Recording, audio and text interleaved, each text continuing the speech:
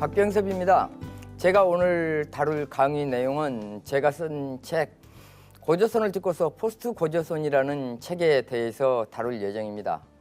제 강의 내용은 총 4강으로 구성되어 있고요. 책의 내용에서 다룰 내용은 요약해서 다룹니다. 책 전체를 다루는 건 아니고요.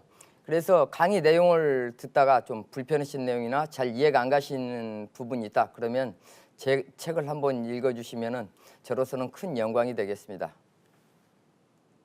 한국사의 쟁점에서 환단국의 위치는 어디인가, 이게 주제의 내용이 되는데요. 모든 역사서의 내용은 환단국이 뿐만 아니라 모든 역사서의 경우는 항상 새로운 책이 등장하게 되면 그것을 분석을 해야 합니다. 그 분석을 하는 내용에서 1차적으로 보통 사학계에서 직면하는 문제는 고증학적인 내용의 문제인데요. 이 책의 내용이 제대로 된 책인가, 최근에 누군가가 조작한 책은 아닌가, 이런 식의 문제에 항상 일반적으로 직면하게 됩니다. 그런데 환단국이라는 책의 문제에 직면하게 되면 다른 내용이 하나 더 추가되게 돼요. 왜냐하면 현재 우리가 직면하고 있는 상황의 문제인데요. 우리 주변에 한국 위에 한편에서는 중국이 있고 한편에서는 일본이 있습니다. 그런데 이 동아시아 혹은 세계사를 바라보는 이런 관점에 있어서 삼국의 역사적인 관점, 사관이 서로 달라요. 그래서 서로 바라보고 있는, 요구하고 있는 내용이 서로 다른 거죠. 이렇게 차이가 있기 때문에 이 부분이 크게 문제가 되는데요. 예를 들어 중국이다 이런 경우에 하게 되면은 중국에서 그 이전부터, 이건 역사적으로 유래가 있는 방법인데요. 과거에 니네가 살고 있었던 그 땅 지역이 우리 땅이었다 이렇게 주장을 하게 된다 하면은 그 과거 지나간 역사이기 때문에 그걸로 그냥 끝나준다든지 하면 별 문제가 안 되고 그렇게 치열한 싸움거리나 논쟁거리가 안 되는데, 이 다음에 원래 내 거였다 그러면 그 다음에 모든 사람들이 바라는 건 뭐예요? 원래 내 거니까 시간이 좀 지났긴 했지만 어째요? 다시 되찾아야겠다 이런 내용을 항상 염두를 두고 전제로 깔게 되기 때문에 역사에 관련된 내용의 이야기는 과거사는 단순히 과거사로 끝나는 게 아니고 대개는 현재사로 연결이 되는 것, 이런 큰 문제가 있습니다. 또 하나는 과거사가 과거사로 끝나는 게 아니고 미래사로 연관이 되는데요. 옛날에 우리 조상들이 무척 잘 살았고 무척 힘이 세였다. 그러고 되면은 제가 현재 형편이 좀 어렵다고 하더라도 나도 우리 조상들처럼 잘 살고 혹은 힘이 강한 그런 나라로 지낼 수 있다, 이런 거에 관한 어떤 희망이나 그런 것을 품는 데 크게 도움이 됩니다. 그런데 전에부터 니네 집안은 조상 대대로 별 볼 일 없는 그런 집이었고 뭐 해봐서 너의 장래성도 보나마나, 말은 않지만 점점점 찍는 순간에 과거사가 별 볼 일 없었다는 그 내용이 사실은 순전히 논리적으로 따지면 미래의 내용하고는 아무런 관련이 없지만 심리적으로는 엄청난 영향을 미쳐요. 그래서 역사라고 하는 것의 내용은 현재의 민족의식뿐만 아니라 과거, 현재, 미래가 유기적으로 하나로 결합되어 있는 이런 현상이 나타납니다. 그러면 이 우리가 알고 있는 역사책이라고 하는 내용의 우리의 모델이라고 이야기하는 것의 내용은 정근대 시대에는 한나라 사마천이 쓴 사기가 모델이었는데요. 사마천의 사기의 내용은 이런 식으로 쓰여진 겁니다. 그 당시에 왜 사마천이 사기 같은 이런 책을 필요로 했냐면, 주변에 한나라가 역사책에는 멋지게 쓰여져 있지만 실제로는 주변에 아주 강대한 나라가 있었어요. 한쪽에서는 고조선이나 이런 나라가 있었고 그 옆에서는 신흥 강국으로 떠오른 흉노족이 있는 거예요. 이 흉노족한테 아침 저녁으로 터지고 매우 힘들게 지내고 있는 이런 상황이었는데, 이런 상황을 뭔가 좀 기운이 나게 뭔가를 좀 정리하는 이런 것을 필요로 하는 거죠. 그래서 그걸 정리하기 위해서 사마천이 사기라는 책을 쓴 거예요. 그리고 이 지역에 옛날부터 통일된 한족이라는 집단이 있었다. 그러니까 한나라라고 하는 집단이 조상 대대로 여기에서 살았다.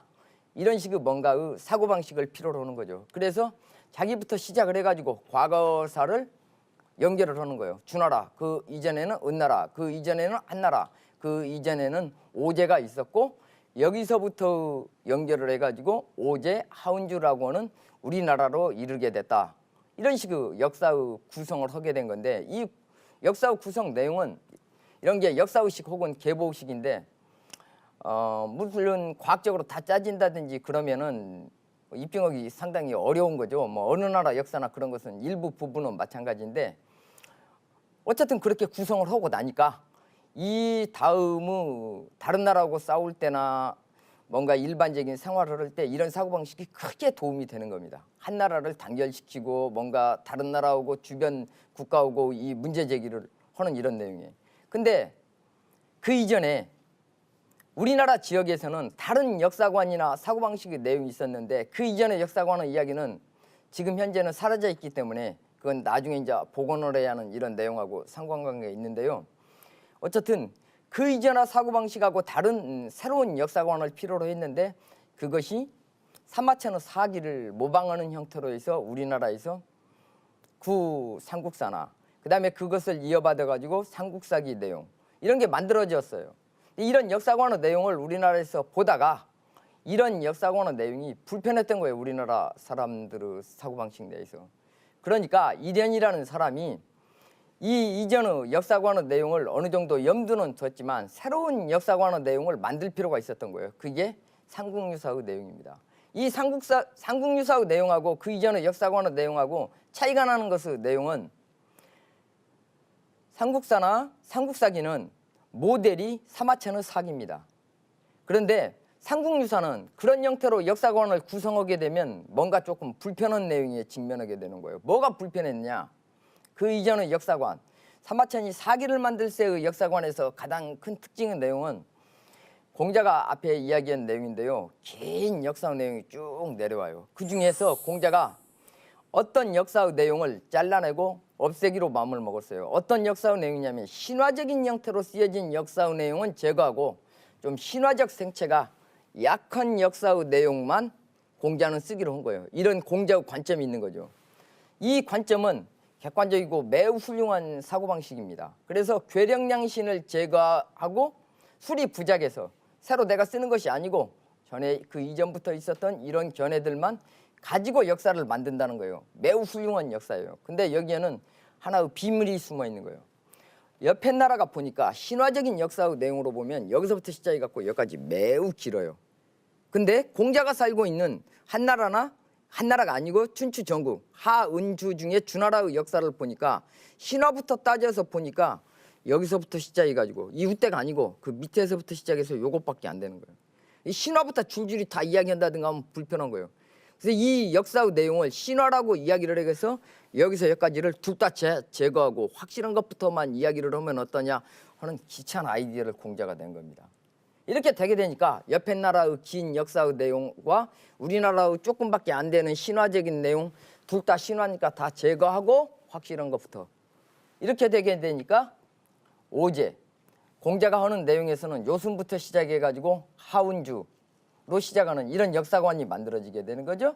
이 역사관의 내용을 약간 개선해서 뭐 개선하기는 했지만 그것이나 비슷비슷한 겁니다. 그게 사마천이 만들어진 사기 내용이에요. 그렇게 되니까 오제부터 하운주 이런 역사관이 있는 거죠. 그러면 우리나라는 여기에 대항해서 어떤 역사관의 내용이 있느냐 그대로 배운 대로 했어요. 남 거 배워갖고 따라가가지고 좋은 경우도 많이 있긴 하지만 대개의 경우는 남 거 따라가가지고 성공하기는 무척 힘듭니다.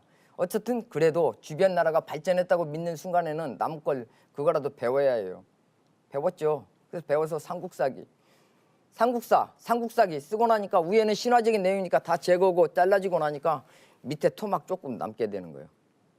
이렇게 남는 역사의 내용을 만들어 놨는데 이련이 삼국유사를 쓸 때쯤 해가지고 자료 내용을 보게 되니까 이 밑부분만 적어놓고 나니까 너무 불편한 거예요. 이련 당시에 왜 이런 역사관에 반성을 하게 됐는가 내용은 또 특별한 연구나 이런 것을 필요로 하는 거죠.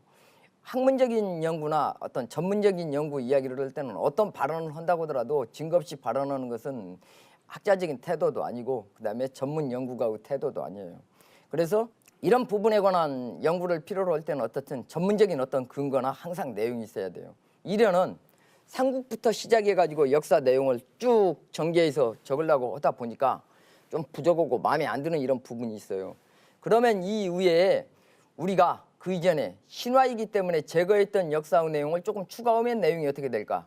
이런 생각을 하게 된 겁니다. 이련이. 그래서 이련이 생각한 내용이 삼국유사의 내용의 고기의 내용, 잘 아는 환인, 환웅, 단군의 역사의 내용의 신화적인 역사 이야기를 거기에 추가했어요. 그리고 추가하고 난 다음에 이 내용이 언제? 서기전 2333년 전에 있었던 내용이다. 그것도 제일 마지막 환인, 환웅, 단군 중에 단군이 건국한 연도가 이런 식으로 한 구절을 앞에다 집어넣은 거예요. 이렇게 사마천의 사기와 삼국유사라고는 두 개의 관점이 대립하게 됐는데 이 대립하는 이 관점 내용 중에 가장 중요한 내용은 이련이 써놓은 환인, 환웅, 단군 이야기를 할 때 환웅의 역사 이야기가 달라진 거예요. 환웅의 역사 이야기를 하면서 뭐라고 했냐면 환웅한테는 신하가 큰 좀 힘센 신하 3명에 또 다른 신하 5명이 있는데 오늘날 옛날식으로 하면 삼정승 대개는 6판서 하는데 비슷한 거죠. 그거나 오늘날 하면 대통령 하나 있고 장차관들이 있는 이런 식의 구조의 정치 구조를 갖고 있는 이런 틀을 보여준 거예요. 중요한 게 뭐냐면 풍백, 우사, 운사가 있어요. 사마천이 사기에서 쓰기를 자기 나라의 선조 헌원은 공손헌원이라는 사람이 있는데 그 사람이 중요한 직관으로 갖고 있었던 내용 중에 하나는 운사고 다른 하나는 황제라고 그럽니다. 운사라는 직위를 갖고 있다는 거예요. 근데 이련이 삼국유사에서 고기를 인용해서 적어놓은 내용에 따르면 환웅, 천왕이 있고 그 신하는 3명이 있는데 한 사람은 풍백, 한 사람은 우사, 마지막 한 사람은 제일. 대빵이긴 하지만 직급 중에 제일 떨어지는 마지막 사람은 운사라고 이렇게 써놓은 거예요. 그리고 다른 이야기는 별로 써놓은 바가 없어요. 그러면 이련은 보나마나 삼국사기 내용을 읽었을 텐데 이련이 하고 싶은 내용은 뭐예요? 환웅이 있고 그 다음에 신하가 있는데 그 신하 중에 한 나라가 가가지고 한 나라를 세웠으니까 니네는 알아서 잘 생각하고 그렇게 지내라 이렇게 하는 내용은 숨은 뜻으로 숨어 있었던 거죠. 이것이 사기와 삼국유사의 역사관의 배후에 숨어 있는 내용입니다. 그리고 이 삼국유사의 내용이 사람들은 환단고기를 근대에 와가지고 어떤 사람의 견해에 따르면 근대에 만들었다는 이런 견해가 있는데 물론 그건 근거 없는 이야기예요. 그냥 짐작한데 그렇다는 거죠. 이런 견해의 내용의 뿌리는 사실은 삼국유사의 고기에 있었다는 거예요. 그 기본 사고방식의 틀의 내용이 똑같습니다.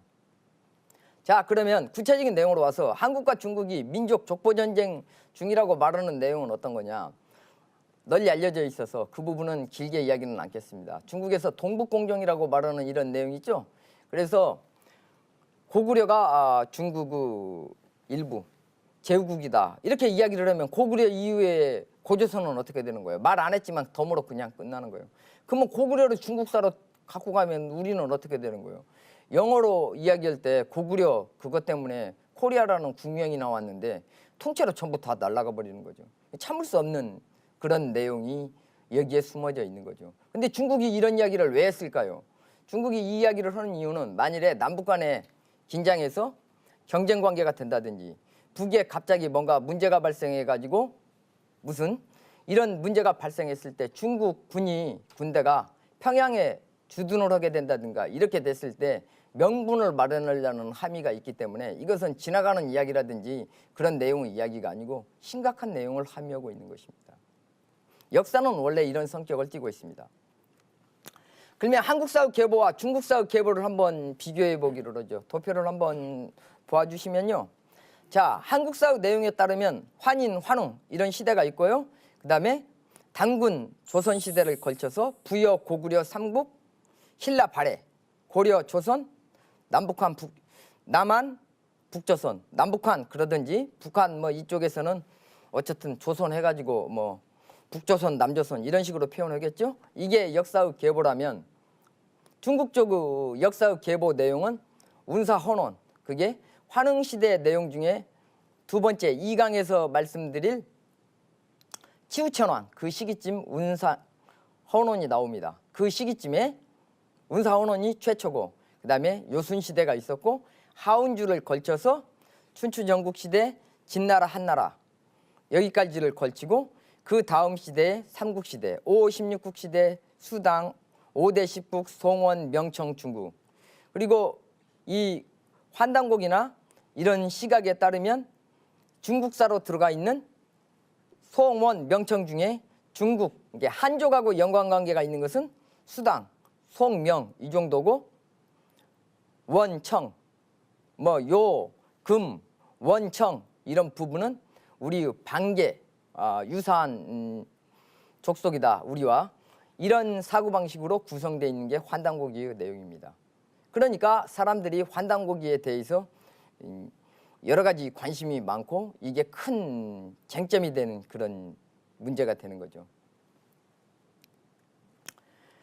그런데 지금 이제 우리가 문제를 봐줘야 하는 내용은 한국 상고사 사료에 대한 쟁점이 있는데 어떤 이제 사료 내용을 믿느냐 못 믿느냐 이 부분이 싸움의 문제가 되는데 한국에서 우리나라 내에서 역사를 하고 나면은 우리나라 역사가들 사이 의견이 크게 두 갈래로 갈려져 있는 내용은 잘 알려져 있죠.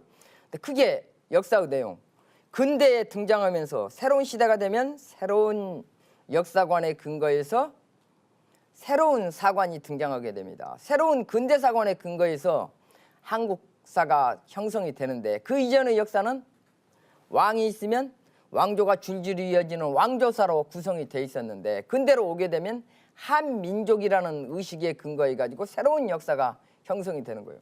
그래서 한민족이라는 사관의 근거에서 왕이든 제 밑에 한국에서 살고 있는 옛날에는 노예였던지 간에 모두 한 족속이라는 이런 의식이 근대에 처음으로 형성이 되는 거예요. 이런 사관의 근거에서 이게 민족주의 관점인 거죠. 이것은 원래 민족주의라는 것은 서구에서 시민민족 개념에 근거해 가지고 형성된 건데 시민민족 개념의 민족이라는 것은 근대 이전의 민족이라는 개념은 전부 허구라는 거고요. 우리가 갖고 있는 개념은 민족 개념은 종족민족 개념인데 그것은 고대로부터 시작해 가지고 현재까지 민족이 이어온다는 이런 관점이에요. 왜 서구는 근데 시민민족 개념을 갖고 있고 우리는 종족민족 개념을 갖고 있을까요? 그 이유는 서구도 마찬가지예요. 아까 중국하고 똑같은 건데요. 과거로부터 쭉 해가지고 민족을 쭉 하려고 쳐다보니까 동양은 보니까 민족이 여기서부터 시작해서 여기까지가 다 있어요. 뭘 보면 알아요? 역사책에 다 쓰여 있어요. 서구는 보니까 역사책에 위에 보니까 없어요. 이 밑에 이 근처밖에 없어요. 근대밖에. 그럼 어떻게 해요? 머리 나쁜 친구들은 위에서부터 다 적습니다. 머리가 좋은 친구들은 어떻게 해요? 위에 내용은 없던 걸로 하고 밑에부터 확실한 것부터 이렇게 하고 나면 좀 좋은 매력적인 아이디어 중에 하나 아닙니까? 그래서 근대로부터 시작을 해가지고 그 위에 치는 불확실하니까 다 제거하고 같이 보자 확실한 것부터 이렇게 하고 나니까 효과적으로 나머지는 다 제거됐죠? 그러고 난 다음에 근대치만 비교하고 나니까 우리 조상들도 멋져 보이고 훌륭하고 좋잖아요. 자 이렇게 멋진 아이디어를 서구도 냈습니다. 다 사람들은 이렇게 항상 이 정도 멋진 아이디어는 누구나 다 냅니다. 자 그러면 한국 상고사 사료에 관련된 내용을 보면 민족이라는 관점이 어떤 건가는 설명을 드렸으니까요. 첫 번째는 이 민족이라는 관점을 최초로 펼친 사람은 단재 신채호 선생인데요. 독사신론에서 최초로 이 견해를 펼쳤습니다. 이 민족과 그 다음에 강단사학이라고 해서 이렇게 비워는 사람들을 할 때 이병도 씨가 펼친 이런 견해라든가 하는 경우도 똑같이 민족주의입니다. 둘 다 하나는 둘 다 민족주의고 또 하나는 둘 다 실증주의입니다. 강단사학 하는 사람들은 단재 신채호 선생이 실증주의 아니라고 이야기하는데 그건 진짜 새빨간 거짓말입니다. 단재 신채호 선생의 글 내용을 읽어보면 항상 전제가 있고 결론이 있고 전제가 있고 결론이 있고 항상 논증 형태로 구성되어 있습니다.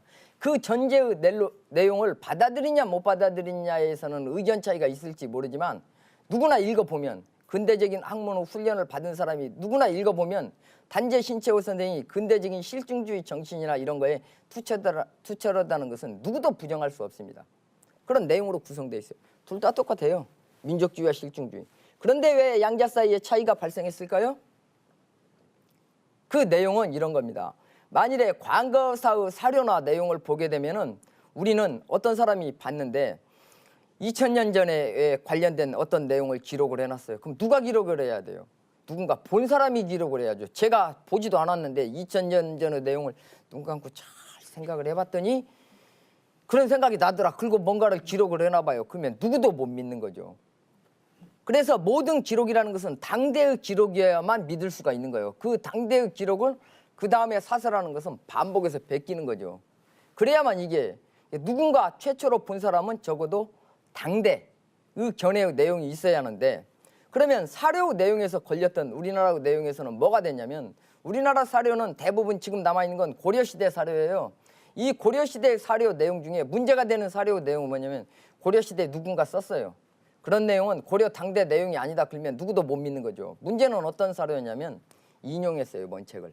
그래서 인용한 사료 내용을 어떻게 해석하느냐에 따라서 지금 현재 강단사학에서 말한다는 내용과 일반적으로 사람들이 우리가 믿고 있는 이 견해의 충돌, 이 차이는 거기서 발생하는 거예요. 그 차이가 나는 인용한 그 서적의 내용은 삼국유사에서 나와 있는 고기, 환인, 환웅, 당군이 나오는 이 인용한 고기라는 책과 북부의 천재 해모수가 나오는 고기라는 이 책과 고기 두 권의 책과 그 다음에 신지비사의 내용을 어떻게 받아들이냐. 이 신지비사의 내용은 서문의 내용은 영계서문 사후에 쓰여진 내용이니까 그 다음의 내용이죠. 그 시기쯤에. 근데 신지비사의 내용은 짐작컨대 보통의 내용을 보면 고조선 당대의 내용을 기록한 걸로 그렇게 보이는 내용이 나와 있어요. 이 서적 내용. 이 내용을 어떻게 해석하느냐에 따라서 이후 평가가 달라지는 거예요. 이 기록의 내용을 믿는다. 그러고 나면 이 기록에 근거해서 나머지 중국사에 많이 남아있는, 일본사에 조금 남아있는 이 사료 내용을 재해석하게 되면 우리나라의 역사는 환인, 환웅, 당군 시작해가지고 아주 긴 역사의 내용이 모두 믿을 수 있는 역사의 내용이다. 이렇게 해석을 하게 되는 겁니다. 그런데 이 사료 내용을 못 믿겠다. 그리고 이것은 고려시대쯤 짐작컨대 쓰여져 있다 라고 생각을 하게 되면 우리나라의 역사의 내용은 고려시대가 최초의 내용이 되는 거예요. 왜 그러면 삼국시대의 내용이 있는데 고려시대의 내용밖에 안 된다고 이야기를 하느냐. 그 내용은 이렇게 되는 거예요. 삼국은 세 개의 나라로 찢어져 있기 때문에 하나의 민족의 탄생이 될 수가 없어요. 하나의 민족이 되려면 삼국 이전에 하나의 나라가 있어야 하고 이 하나의 나라에서 세 개로 찢어져 줘야만 이게 한 민족의 역사가 시작이 되는 겁니다. 근데 고려 이전의 내용에는 하나의 통일국가가 있었다는 내용을 부정하게 되면 그러면 우리나라의 역사의 시발은 고려시대가 되는 거예요. 우리 민족의 시발의 내용은 고려시대. 이것이 강단에서 주장하는 이야기의 핵심인 겁니다. 근데 이 한국사의 이 쟁점의 내용은 결국은 그러니까 인용한 서적인 고기 1, 고기 2, 신지비사 이런 내용을 어떻게 받아들이냐를 둘러싸고 의견 차이가 있었고 그것 갖고 논쟁이 있었던 겁니다. 이 견해 내용 이외에는 없어요. 그러면 사학을 한 1000년쯤 공부를 했다든가, 보통 하면 1000년 공부는 못하죠. 한 100년 공부한다든가, 아니면 뭐 그 정도까지는 하면 뭐 20, 30년 공부를 하는 전문학자다. 그러면 이 고기 일이 언제쯤 쓰여졌는가에 관한 확실한 생각이 뭐가 있을까요? 여러분이 만일에 공부해갖고 모르는 거나 전문학자가 모르는 거나 똑같습니다. 그 몇백 년 공부 더 한다고 해가지고 그거 내용이 갑자기 보니까 이게 고려시대에 며칠 전에 쓰여진 책이더라. 근처에 인용하기 며칠 전에 쓰여진 책인가. 그런 내용 아는 거. 그렇게 믿고 지금 강단사학에서 주장하는 우리나라 민족의 시조가 고려시대라고 주장하는 의미의 뜻은 그런 뜻입니다. 내가 잘 생각을 해봤더니 이 책이 쓰여진 것은 인용하기 얼마 전에 쓰여진 책이다. 그러면 고려시대가 시발이 되는 거예요. 그거 누가 알 사람 누가 있어요 없어요? 제가 보기에는 그거 알기 무척 어렵습니다. 그 근거라고 말하는 그것 갖고 뭐 이야기하는 거에 실증적인 근거라는 거 거의 없습니다. 그래서 제가 쓰는 한국사의 쟁점과 환단고기 연구과제를 할 때 이제 제가 연구하는 방법의 특징이나 그런 내용이 나오는데 제가 쓰는 방법의 내용은 최신 연구 방법이라고 하는 거. 이게 강단사학의 문제점이라는 것은 실증성이 부족하기 때문에 실증주의를 표방하지만 실증성이 부족하기 때문에 강단사학이 문제가 있다고 저는 그렇게 주장하는 거예요. 그리고 이 사학 내용을 그런 걸 이해하려고 한다든지 그러면 최소한 최신 학문의 내용인 해석학적인 텍스트에 근거한다는 내용은 고중학 수준 갖고는 안 되고 최신 학문 해석학에 근거해요. 그 다음에 이 강단사 그 내용을 이야기하는 실증주의라고 말하는 것도 그것도 낡은 이론에 불과하기 때문에 실증주의를 걸쳐서 논리 실증주의로 발전했고요. 논리 실증주의 내용에서도 논리 경험주의로 발전을 했고 또 그 이론이 발전해 지금에 와서는 칼 포퍼 허위 가능성 이론까지 걸쳐 와가지고 정말 낮고 낡은 이야기예요. 실증주의라고 이야기하는 건. 그 실증주의가 문제가 있다라고 말하는 부분은 내용은 뭐냐면 실증성이 부족한 게 문제예요. 입증이 안 돼요. 사실 자체라는 것은 학문적인 내용으로 좀 제가 강의한 내용에서는 어렵게 느껴질 그런 내용이긴 하겠지만 그런 거 없어요. 제가 여기서 이야기하는 말씀드리는 이야기 요점은 해석학, 가설 연역적 방법, 계보학 어쨌든 저 이런 방법 여기에 강의에서 말씀드릴 수는 없지만 최신 학문적인 그런 방법 그런 거 써서 연구한 내용입니다. 혹시 이야기하다가 제 책 내용 보다가 뭐가 걸린다든지 그러면은 짐작컨대 이러이러한 내용으로 짐작해서 써놓은 이렇게로 평가한다든가 하면은 제가 좀 억울할 수 있거든요. 그러니까 제 책에 어떤 구절이나 내용이 나온다든가 하면 그런 눈으로 봐주시기를 부탁드립니다. 한단고기를 한눈에 전부 본다든가 그러면 그 이전에 조선 이야기를 할 때 환인, 환웅 걸쳐서 한 조선 대부여로 이어지는 이 국명계층이라는 이런 쟁점의 내용이 있는데 이것 때문에 역사가 제대로 연결이 안 됐다는 거예요. 왜냐하면 어떤 사람이 사관이 역사를 전개해가지고 쓸 때는 통사를 쓰는 사람 혹은 단대사를 쓰는 사람에 따라 관점에 따라서 역사의 기록을 길게 쓰기도 하고 짧게 쓰기도 하고 이렇게 하게 되니까 역사의 사서의 기록 내용이 후대에 보니까 이게 몇 년 그 나라가 있었냐 이런 것들이 일치를 안 하는 거예요.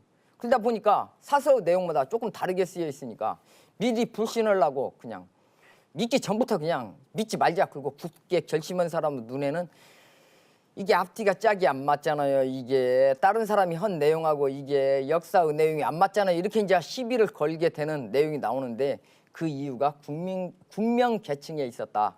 저는 이렇게 설명을 드린다는 겁니다. 나중에 책 읽어보신다든지 하면 그렇게 파악해 주시면 됩니다. 그리고 조선이라고 하는 나라, 삼조선이라는 나라의 내용은 삼관경이다. 이런 관점에 환단고기가 쓰여져 있는데 이 관점의 시발은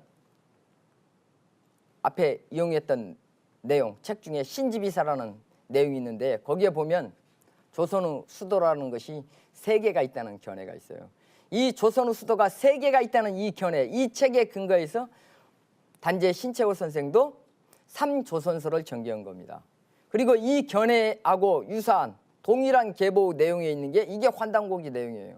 어떤 분이 이야기하는 내용 견해에 따르면 단재 신채호 선생이 뭔가 내용을 잘못 해석을 해가지고 한 내용을 환단고기가 뭐 그놈을 베꼈다 이런 식의 내용을 했는데 그런 발언이나 하는 경우는 그냥 간단히 얘기하면 무책임한 발언이에요. 그러니까 실제 그놈을 비판하고 싶다든지 그러면 나는 이러이러한 이유로 신지비사라는 책을 유서라고 생각을 해서 못 믿는다고 그러든지 신지비사의 내용을 못 믿기 때문에 뭐가 어쩐다고 이렇게 이야기하는 것이 정직한 학자의 태도인 거지 무슨 느닷없이 환단고기를 하는데 그게 환단고기에 불만이 있다. 그것까지는 이해가 가요. 그래서 환단고기 잡으려고 그렇게 힘들게 사신 단재 신채호 선생까지 잡기로 한 거예요. 그냥 그것도 잡으려면 뭔가 근거라도 있어야 하는데 근거도 없어요. 여러분이 신지비사 책 내용 보세요. 그러면 3개의 수도가 있다는 내용이 뚜렷하게 거기에 나와 있습니다. 그 관점에 근거해서 그놈 하나의 사료 내용만 본 게 아니고 그 이전에 있었던 길고 긴 역사의 내용의 이야기를 모든 사료 내용 널려 있죠. 중국사에 봐도 동이전 내용이나 아니면 본문의 내용에도 여기저기 널려 있어요. 그런 여기저기 널려 있는 내용을 재구성한 겁니다. 어떤 관점이 있게 되면 어떤 관점에 근거해서 해석을 하고 바라보게 되는 거예요. 관점이 없으면 어떤 것도 바라볼 수가 없고 제대로 해석할 수가 없어요. 그런 의미에서 사실 자체가 없다라고 말하는 의미의 내용이 그런 건데 이 지금 강의를 듣고 있는 분들이 여러 분이 계세요. 여기에 강의를 듣고 있는 분 중에 어떻게 구분하느냐. 남자분, 여자분. 넥타이를 매신 분, 안 매신 분. 이런 식으로 어떤 관점이 있어야만 구분을 할 수가 있는 거예요. 근데 이런 관점이 없다. 그러면은 아무것도 보이는 것도 아니고 파악도 안 되는 거예요. 이런 내용을 알게 되면 왜 의견 차이가 있고 왜 싸움이 터졌는가 그것을 알게 됩니다. 그래서 이 윗부분의 내용, 환단고기에 나와 있는 부분의 역사의 내용 중에는 삼국 이전의 역사에 관련된 내용이 불투명한데, 그래서 이게 진서 위서 논쟁에서 매번 싸움이 터지게 되면 삼국 이전의 역사의 내용이 맞느냐 안 맞느냐에서 싸움이 터져요. 근데 삼국 이전의 역사의 내용은 제가 강의한 내용을 집중해서 잘 들으셨으면 이미 짐작할 수 있어요. 삼국 이전의 역사의 내용은 어떤 내용으로 쓰여 있었겠어요? 신화입니다. 신화적인 내용으로 쓰여진 내용이니까. 왜? 신화는 그 당대 사고방식을 갖고 있었던 당대인들의 의식 구조예요. 당대인들의 시각의 눈에서 보면 그렇게 보이는 거예요. 예를 들어 어떤 사람이 결혼을 했는데, 우리 조상이 있는데 곰과 혹은 범과 까치가 결혼을 해가지고 우리 조상을 낳았다, 이렇게 이야기를 하는 거예요. 모두 다 그렇게 믿고 있어요, 그 당시 사람들은. 왜? 그 당시는 토테미즘 시절의 사고방식이기 때문에. 그게 곰 토템에 제가 소속돼 있고, 제가 범 토템에 소속이 돼 있고, 제가 까치 토템에 소속이 돼 있고, 제가 까마귀 토템에 소속이 돼 있어요. 그러면 어때요? 두 개의 토템이 소속돼 있는 사람들이 결혼을 해가지고 제가 혹은 제 선조가 탄생을 했다고 믿으면 당연하게 어떻게 이야기하겠어요? 까치와 범이 결혼을 해가지고 저희가 태어났다, 이렇게 표현을 하겠죠. 그 당시의 사고방식 내에서는 너무나 자연스러운 거예요. 그렇게 표현을 하게 되는 거예요. 근데 그 다음에는 천신이 내려오셔가지고 강림을 하셔서 나라를 다스렸어요. 근데 천신이 나라를 다스리긴 했는데 보통의 경우는 근대 사고방식, 정근대의 사고방식 내에도 하늘에는 누가 계세요? 상제님이 계시고 지상에서는 또 지상 다스리는 분이 따로 있어요. 이렇게 구분하는 사고방식이 있었어요. 그 이전의 사고방식은, 자, 하느님은 환인의 아들이라고 알려져 있는 환웅이 지상에 내려오셨어요. 내려오셔가지고 환웅이 조금 내용을 그 다음 구절을 읽어보시면 이 환웅을 뭐라고 표현했어요? 환웅 천왕이 시대요. 천왕이 무슨 말이에요? 하느님, 하나님이라는 뜻이에요. 천왕이. 지상에서 하나님이 다 다스린다는 거예요. 그러면 왜 그렇게 글을 써놨을까요? 이게 거짓말일까요? 이게 거짓말 아니에요. 그 당시의 사람들은 우리가 어떤 역사적 기록을 남긴다든지 할 때 우리는 거짓말이라고 생각하는 것을, 누구도 그런 내용을 적지는 않아요. 이건 거짓말을 적은 것의 내용이 아니고 그 당시 사람들은 그렇게 믿은 거예요. 사고방식의 구조가 우리와 다른 거예요. 그래서 옛날의 내용을 봤을 때 우리의 현재의 시각으로 보면 이해를 못하는 거예요. 그래서 만일에 지금 현재의 내용을 보면 탈근대적인 사고방식을 가진 사람들이 근대적인 사고방식을 가진 사람들을 보면 그 사고방식이 이상하다고 느끼는 거예요. 근대적인 사고방식을 가진 민주주의나 개인권이나 이런 것을 믿고 있는 사람의 시각으로 정근대의 신분사회의 사람들의 내용의 사고방식을 보면, 귀양 가고 난 다음에 뭐라고 그래요? 어떤 선비가 귀양 가고 난 다음에 시를 하나 적어요. 이게 왕한테 미움받아갖고 쫓겨나가지고 그놈 뭐 풀떼죽 뭐 끓여가지고 먹으려면 얼마나 괴롭고 힘들겠어요. 근데 시 적어놓고 난 다음에 거기다 뭐라고 하냐면 이것도 임금의 은혜다, 역군이셨다, 이렇게 표현을 하잖아요. 만일에 근대인의 시각으로 보면 맛이 간 거죠. 그것도 왕이 귀양을 보내긴 했는데 왜 보냈어요? 제가 뭐 특별히 잘못했어요? 누구한테 가가지고 무슨 뭐 성폭력 사건이라도 하나 일으켰습니까? 뭐 해가지고 해서 재물이라도 뭐 털었습니까? 아무것도 없어요. 왕이 순전히 잘못 봐가지고 저 귀양 보냈어요. 근데 거기 귀양 가가지고 하고 난 다음에 그놈의 임금의 은혜다, 이렇게 표현하면 제정신이 아닌 거죠. 근데 이게 제정신이 아닙니까? 그 당시 시대 사람 눈에는, 사고방식 내에는 그게 정상인 겁니다. 그러니까 근대인의 시각으로 그 이전의 신화적인 역사의 내용을, 이런 쓰여진 내용을 비정상적으로 간주하는 이런 시각으로 보게 되면 이해를 못하게 되는 거예요.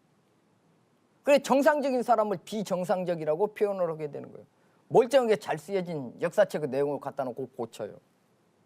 그래서 제가 환단고기에 나와 있는 내용을 정리해서 이제 간단하게 말씀을 한번 들어보면, 이렇게 사고방식에서 크게 차이가 나타나는 내용을 보면 우리 시대에 오고 나면 적어도 4개의 사고방식이 있습니다. 4가지. 지금은 가장 가까운 사고방식은 탈근대적인 사고방식이라는 사고방식이 있습니다. 그 다음에 근대적인 사고방식이라는 사고방식이 있습니다. 근대적이라는 사고방식은 현대적 사고방식이라고 생각하면 돼요. 둘이 결합되어 있어요, 대개. 그래서 둘이 지금 싸우고 있는 중입니다. 그 이전의 사고방식은 정근대적인 사고방식이 있는데, 정근대적 사고방식이라는 것은 유가적 사고방식, 도가적 사고방식, 불교적 사고방식을 의미합니다. 만일에 이게 서구로 넘어간다든지 그러면 마호메트교, 이슬람교나 기독교나 이런 것들을 의미합니다. 유토교나 혹은 그리스 철학 이렇게 가도 마찬가지입니다. 다 똑같아요. 사고방식 큰 틀의 내용으로 보면. 환단고기 내용과 그리고 환단고기가 맨날 문제가 되는 내용으로는 것은 그 이전의 사고방식이 문제가 됩니다. 그 이전의 사고방식의 내용이 뭐였느냐, 이게 이제 크게 문제가 되는 거예요. 이것이 천재나 천왕이나 이런 부분에 관련된 사고방식이 지배하던 시대가 있는 거예요. 이 시대에 관련된 역사의 기록이나 이런 내용이 쓰여 있게 되기 때문에 거기에 근거한 사고방식이 에서 근거해서 뭔가를 펼친 견해의 내용을 보면 두 시대의 사람들이 보면은 이게 정신이 이상해 보인다는 거예요. 이게 공자 시대만 되면은 그 이전에 천왕이나 이런 것에 관한 기록이 있어요. 공자는 뭐라고 했어요? 정직하게 이야기한 거예요. 그런 것은 우리 말 안 하기로 하자. 이때부터. 그게 나는 괴력난신은 취급하지 않는다. 이게 공자의 이야기예요. 이게 취급하면 좀 불리할 것이라는 생각이 혹시 있지 않았을까? 공자도 뭔가 좀 머리를 굴렸다. 우리나라는 조금 역사가 부족한 것 같다. 이럴 때 천황에 관한 긴 역사 있는 것 모두 다 한꺼번에 빼기로 오면 우리가 좀 해볼 만해. 귀찮아 아이디어죠. 자, 이렇게 하게 되면은 이제 이 부분은 이 책의 내용 같은 이런 게 문제가 되는 거예요. 그러면 이 시대가 끝나고 난 다음에 근대가 왔어요. 서구인들이 딱 와가지고 동아시아 지역을 서구인들이 와서 딱 보니까 자기들보다 더 발전돼 있고, 문제는 뭐냐면 우리 조상에 관한 기록이라는 것은 별 볼 일 없고 써놓은 내용도 별로 없는데 뭐 그럴 수밖에 없죠. 귀족이라고 하는 사람도 제 이름 겨우 쓰냐 뭐냐 하는 판국 학력을 갖고 있는데 이게 조상의 형편이 그런 형편인데 무슨 변변한 역사책이 있겠습니까? 없죠, 당연하게. 이 문제를 어떻게 해결해요? 확실한 것부터. 민족이나 이런 사고방식이라는 건 신화인데 민족이라는 이런 개념이라든가 하는 경우는 고대의 신화의 민족 개념, 그런 건 제거하자. 고대의 민족 개념이라는 걸 제거하자. 그런 내용은 뭐예요?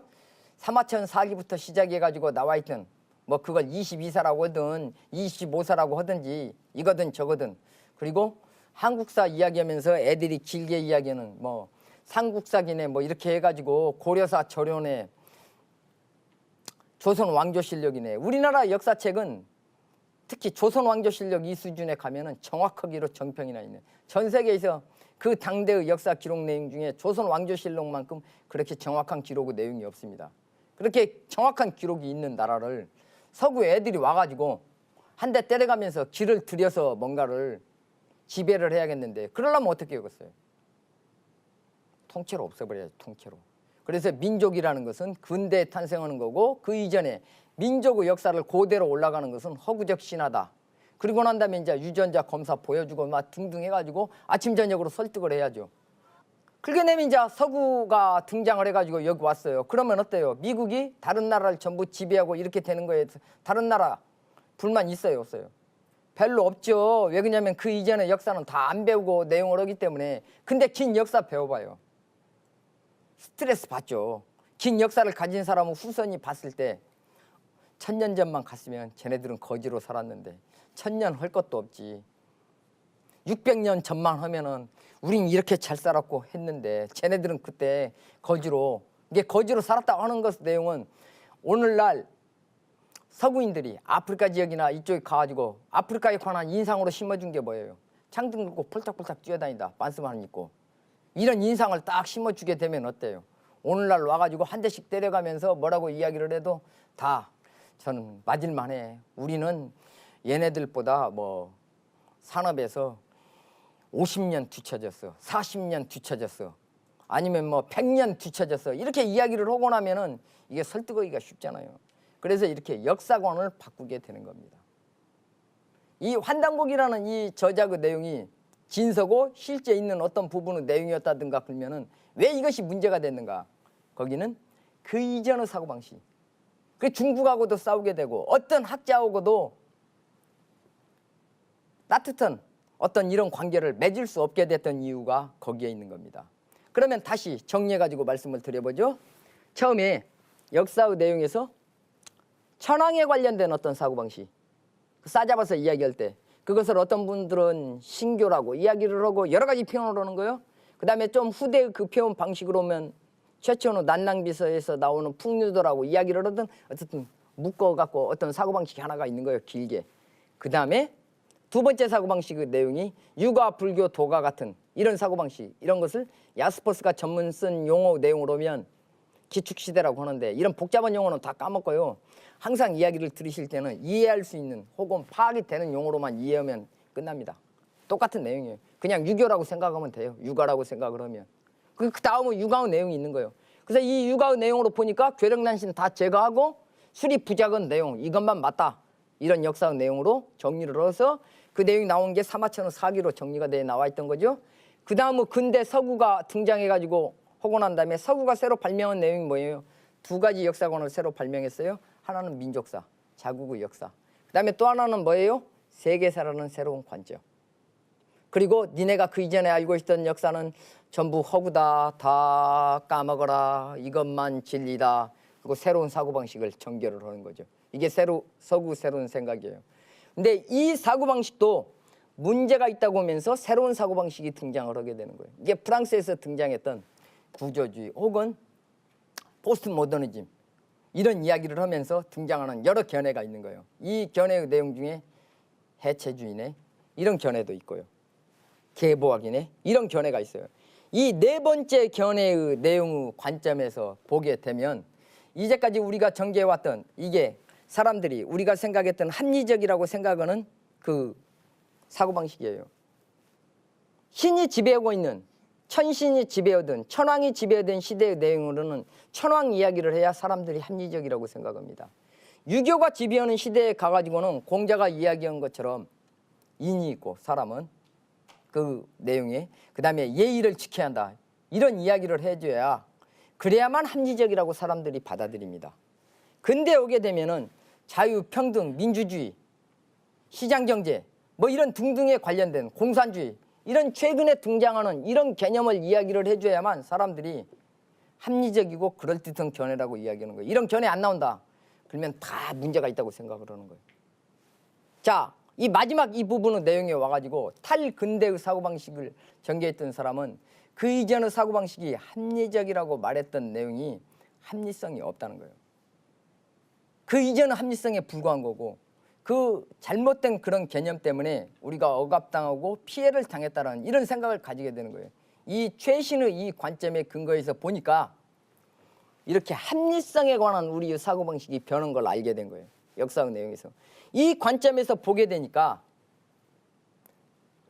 바로 직전의 근대적인 사고방식이 의심스러워져요. 근대적인 사고방식을 의심하는 사람은 근대적인 사고방식이 공격을 했던 정근대적인 사고방식이 낡은 사고방식이라는 것도 당연하게 의심하게 되는 겁니다. 좀 더 나가서 정근대적인 유가적인 사고방식에 근거해서 그 이전의 사고방식이 낡은 거라고 비판하는 이런 유가적 사고방식을 특권적으로 바라보는 이런 시각도 당연하게 의심하게 되는 겁니다. 이런 의심하는 사고방식의 시각에 서게 되면 환단고기 같은 이런 책의 내용이나 혹은 환단고기 책에 굳이 근거할 것도 없어요. 삼국유사에 등장하고 있는 고기의 책의 내용이나 이런 것을 바라보는 관점이 달라지게 되는 거예요. 그 내용도 역사적인 근거가 있는 내용일 수 있다고 생각을 하게 되는 거예요. 이런 사고방식, 이런 생각을 계보학적 관점이라고 그런 겁니다. 그러니까 우리의 기분이나 어떤 생각에 따라서 선이나 악이라고 생각하는 이런 관점에 의해서 보는 게 아니고 있는 그대로 봐야 한다는 거예요. 그 내용을 할 때 우리의 감정, 이건 선이고 이건 악이고 이렇게 보는 게 아니고 사례의 내용을 이야기를 볼 때 있는 그대로 내용을 보게 되면 근대학문이 근대사학이 탄생해가지고 주장하는 이런 내용들이 믿기가 매우 곤란하고 그걸 그대로 신뢰하는 것에 어떤 문제점이 있을 수 있다라고 하는 이런 생각을 가지게 된다는 거예요. 그래서 제가 환단고기에 관련돼서 이야기를 하는 내용은 이 다음에 나오는 내용은 상대적으로 조금 더 알아듣기가 쉽고 파악하기가 좋은데요. 방법론과 관련된 내용이기 때문에 좀 전문적으로 말씀을 드린 겁니다. 이런 최신 학문의 관점으로 봤을 때 환단고기가 제대로 똑바로 평가가 받고 그다음에 상대적으로 진소로 평가를 받을 가능성이 훨씬 높다는 거예요. 어떤 근대적인 학문, 내가 근대 학문을 똑바로 배웠다는 그런 편견이나 혹은 그런 학문에 확신에 차 있는 사람의 시각의 내용에 보면 이 책의 내용이 제대로 안 보인다는 거예요. 이 비판하는 이런 관점의 이야기 요점에는 이렇게 근대적인 관점을 벗어난 탈근대적인 관점의 시각에서 봐가지고 탈근대적인 관점을 사람들이 민족을 해체하는 이런 견해가 나오고 뭐 그런다고 하니까 어떤 사람들은 매우 싫어하고 그러는데 탈근대적인 관점이라고 하는 것도 하나의 견해나 하나의 관점만 있는 건 아니에요. 그래서 그런 관점의 내용으로 보게 되면 환단고기가 그럴듯하게 보인다는 거예요. 이 환단고기를 그럴듯하게 봐줄 수 있는 관점의 내용이 최신 학문에 근거했을 때 가장 최신의 관점에 섰을 때 이 내용이 오히려 더 그럴듯하게 보인다고 하는 거. 이게 제가 쓰는 관점이나 접근하는 방식의 저의 특이성은 이런 데 있는 겁니다. 자, 그러면 환단고기에서 쟁점이 됐던 부분은 고대의 국정이 문제가 돼요. 거기에 보면 비상식적인 내용이 있다고 하는데 비상식적인 내용이라는 것은 뭐냐면 기존의 근대적인 역사관의 발전 내용에 따르면 역사가 차근차근 발전을 해야 돼요. 처음에 보는 내용을 보면은 어떤 나라의 사례를 봤더니 사례가 다 있는 봤더니 자그마한 도시국가가 있더니 조금 더 커지고 더 커지고 이쪽은 그랬다는 거예요. 본 것은 이거 하나밖에 없어요. 이쪽 사람이 어떻게 컸는가 내용은 우리가 본 적 있어요 없어요? 몰라요. 근데 이 내용을 여기다 그대로 적용하는 거예요. 그래서 이쪽에서 클 때는 애가 처음에 태어날 때부터 좀 등치가 커요. 종자가 달라가지고. 그리고 나면은 야 애기는 이렇게 찌그마한 요만해야 하는데 원래 요만해야 하는데 왜 니네 애기는 요만해? 이것은 애기가 아니다. 이렇게 하는 게 이제 비상식적인 내용이라는 관점을 이게 이제 역사관의 사고방식의 틀입니다.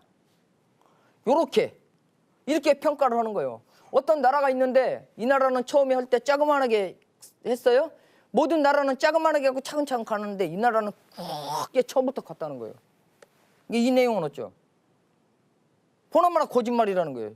보나마나는 무슨 보나마나예요.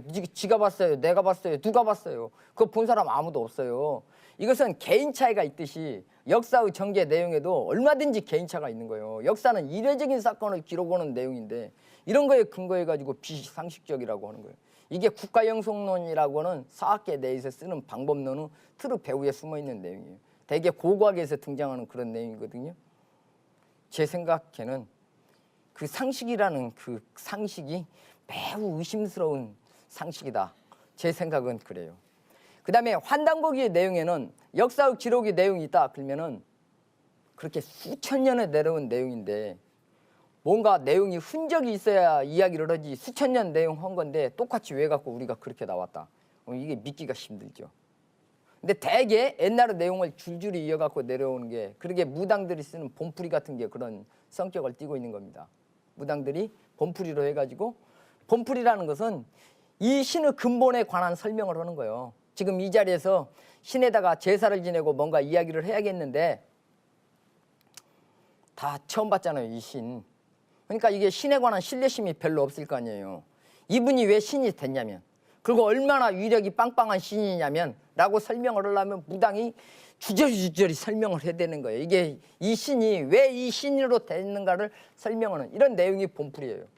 이런 내용을 길게 설명을 해야 되는 거예요. 그래야 이제 조금 감흥이라도 있고 나중에 해갖고 신께서 너한테 지금 공수로 해가지고 복을 내리신다 그러면 아이고 감사합니다. 이제 이런 식의 태도가 나오게 하려면 사전 정지 작업이 굉장히 중요한 거죠. 이런 게 본풀입니다. 이렇게 내용을 하려고 하면 말로만 구술로 전개했다고 하면 못 믿죠. 그래서 반드시 뭐가 있어야 돼요. 문자로 기록이 돼야 할 거 아닙니까? 그럼 옛날에 환단곡이라는 그렇게 오랜 옛날의 내용인데 네 이야기 참 좋은 이야기인데 어떻게 그놈을 하냐? 이런 문제에 직면한다는 거예요. 그 환단곡의 내용에 보면은 책이 나와 있는데 부도문이라는 내용이 있습니다. 그 줄줄이 붙어 있어요. 부도문이라는 아이디어는 옛날 사람들도 충분히 생각할 수 있는 이런 내용입니다. 어떤 내용이냐? 부도문이라는 것의 사고방식의 내용은 사방 있잖아요. 우물정자로 이렇게 띄어봐요. 우물정자로 지도로. 그러고 난 다음에 동서남북이나 위치를 딱 잡아놓고 거기다가 우리 부족은 여기에 살고 우리 부족은 곰태튼 부정이니까 동서남북 딱 그려놓고 여기는 어쩌? 곰 그림 하나 그려놔요. 그다음에 이쪽 윗부분은 범이 사니까 범 하나 그리고 뭐 이 정도 말씀하셨으면 짐작하죠. 이쪽에는 여우 하나 그리면 되겠죠. 뭐 다람쥐도 하나 그리시면 되고요. 뭐 다람쥐는 좀 작다 그러면은 코끼리를 좋아하시면 코끼리 하나 그리세요. 코끼리 토템은 이런 식의 내용으로 있었다 그러면은 긴 과거의 내용이에요. 우리가 어디에 살았고 우리가 어떻게 전개해왔다는 이야기 정도는 말로 어느 정도 할 수 있겠습니까? 없겠습니까? 할 수 있겠죠. 이게 환단국에 쓰여있는 부도문이라는 문자와 어떤 실체입니다. 실제 쓰여진 내용은 어떻게 쓰여 있다고요? 어느 날 보니까 사슴을 잡으러 갔는데 사슴이 막 도망갔는데 흔적이 안 보이더랍니다. 사슴이 막 도망갔어요. 근데 사슴의 흔적을 발견했어요. 어디에서? 발자국이 나타나야죠. 어디로 사슴이 도망가야 발자국이 나타나요? 모래사장으로 도망을 갔어요. 사슴이. 그래서 잊어먹었던 사슴을 찾았어요. 드디어 모래사장에서. 보고 나니까 사슴의 흔적이 거기에 나타나는 거예요. 거기에서 이야 귀찬 상황이다. 사슴을 어디 가서 찾았어? 모래사장에서. 어떻게 알았어? 발자국 보고 쫓아갔더니 사슴 찾았어. 그래? 우리도 그런 방식으로 기록을 남기면 뭔가를 파악할 수 있겠다 라고 해서 사방에다 지도 같은 도표를 하나 그려놓고 사슴 여기에 도망가고 우리 곰 토템족, 범 토템족, 여우 토템족 뭐 그다음에 그 밑에 애기 쫓아간다든가 뭐 다람쥐 토템족 여기저기 사방으로 쫓아가고 그림 딱 그렸어요. 이렇게 했더니 그럼 한 장 그려갖고 옆에다 보장해놨어요. 거기에서 아주 큰 뭐 호랑이 한 100마리 잡았다든지 혹은 뭔가의 내용으로는 아주 큰 어떤 내용을 그렇게 기록을 했다는 거예요. 아니면 그 옆에 부족하고 전쟁을 한다든지 하는 내용이 우리 부족 지도 하나 그려놓고 우리 부족은 여기 있었고 이쪽 부족은 이쪽 저쪽 있었는데 싸웠다. 그림 딱 보고 이 다음에 한 100년 후에 설명한다고 봐요. 그림 보고. 이 정도면 제 생각에는 다 누구나 설명할 수 있을 것 같은데 한 뭐 100년, 200년 혹은 1000년 이 정도도 그 그림의 도판만 남아있다든가 하면 어지간하면 전승할 수 있지 않을까. 저는 그렇게 믿습니다. 그러나 또 이제 그래도 안 된다라고 믿는 분도 있을지 모르죠. 이게 환단곡에서 말하는 부도문입니다. 이런 식으로 쓰여 있다는 거예요. 그래서 앞뒤의 내용이 짝이 맞다는 거예요. 그 다음에 이 문자의 내용에서 상형평면에서 아까 곰이 있다. 그러면 곰의 모든 있으면 앞발만 그래요. 딱 때리는 거 설명을 해야 하는데 다 그리려는 게 힘들죠. 곰이 딱 해갖고 사슴 한 마리 이렇게 딱 때려서 잡았어요. 근데 어느 발로 잡았어요? 앞발로 쳐서 잡았어요. 다 그리려는 게 힘들어서 앞발만 하나 그려놓은 거예요. 이렇게 그리다 보면 여기에서 아이디어가 발전해가지고 거기에서 상나라의 갑골문이 기원이 됐다고 이렇게 쓰여져 있는 게 한단골구의 내용입니다. 적어도 그럴듯한 생각입니다. 이 내용이. 그래서 이렇게 이야기를 하다 보니까 설명이 다 안 되니까 나중에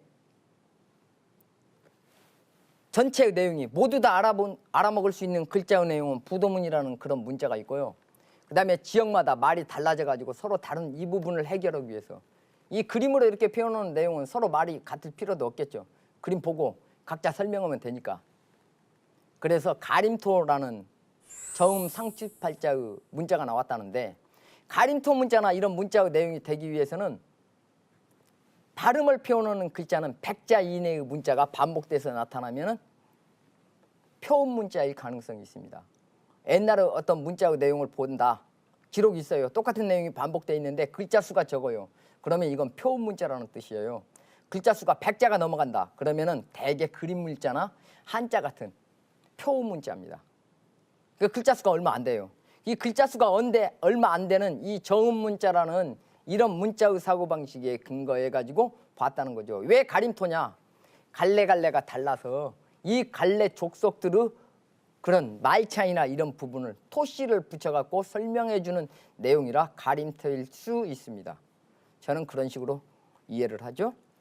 자, 그래서 환단고기의 역사적 쟁점을 하려고 하면은 간지술이 발전을 하면 역사의 내용에서 이게 역사의 기록이 있죠. 환단고기에. 그러면 역사의 이 기록의 내용을 알기 위해서는 어떻게 해야 하느냐? 연도를 알아야 합니다. 연도를 알려고 하면은 천문학에서 1년이 지나간 사실을 알아야 돼요. 그 자리에 똑같이 반복되는 내용. 천문학이 발전이 돼 있지 않는다든지 그러면 모릅니다. 그럼 천문학이 발전하려고 하면은 별자리가 여기에 있는 게 여기로 지나갔다는 이런 사실에 의해서 파악을 하게 되는 건데요. 이 별자리가 이쪽에 있는 별자리가 이렇게 지나가는 내용은 밤에 관측을 해야 합니다. 밤에 관측을 하려면 하늘에 표준을 정해놓고 난 다음에 하늘의 가상에 28숙이라는 중심 별자리 기준을 여기저기 세워놓는 거예요. 서양이나 동양이나 똑같습니다. 역사 발전의 내용에 그 별자리에 이름을 붙이는 내용만 조금 다른 거지 기준을 해놓고 나면 어떤 별자리 행성이 이렇게 움직였어. 처음에는 이쪽 별자리 사이에 있다가 이쪽 별자리로 옮겼고 이쪽 별자리로 옮겼다. 이런 내용이 있게 되면 환단고기에서 말하는 천문학에 관련된 그런 기록의 내용을 적을 수 있다는 겁니다. 그런 내용이 환역이고 희역이고 간지술이고, 간지술은 연대를 파악하는 겁니다. 이런 내용이 있다는 내용이고요. 그 다음에 복치가 했다는 희역이나 용서나 우서의 내용도 다 똑같은 것입니다. 아이디어의 내용은. 이 희역이라는 내용에서 주역의 기원이 됐다고 그러는 거죠.